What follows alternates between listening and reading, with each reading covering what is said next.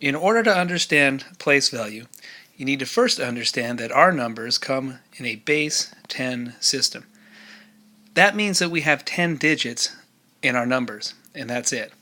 The first digit we have is 0, and at first you might think about it as not being worth very much. After all, 0 isn't worth anything.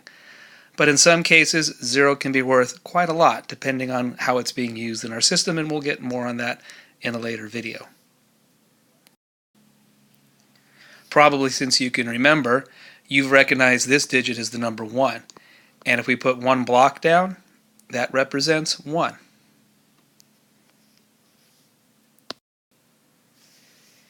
If you put 2 blocks down, we all know the digit for 2. And as we continue to add blocks, now we have 3, the digits continue to change.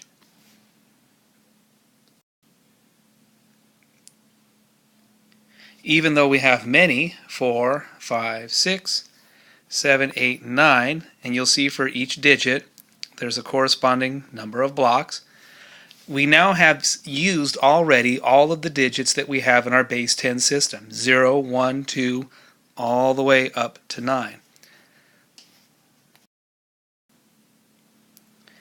So what digit do we use to show 10, to show one more than 9?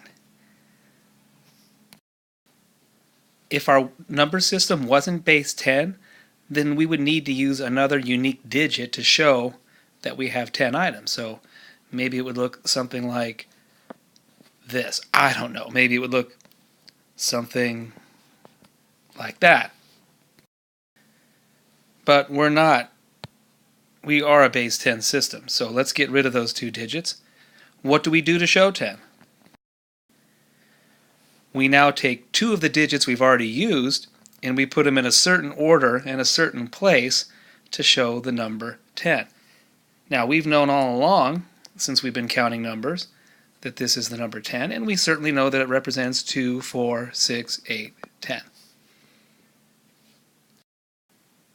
But what you might not have thought about or recognized is that this number is comprised of 2 digits, a digit 1 and a digit 0. So it's not a single digit number. Remember, we have 10 digits, 0, 1, 2, 3, 4, 5, 6, 7, 8, 9. So in order to show a number beyond 9, we have to combine 2 of those digits or more.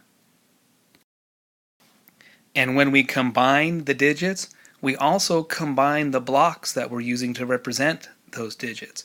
So instead of being 10 singular blocks, we now have one block that's made up of 10 blocks combined. And that is our digit.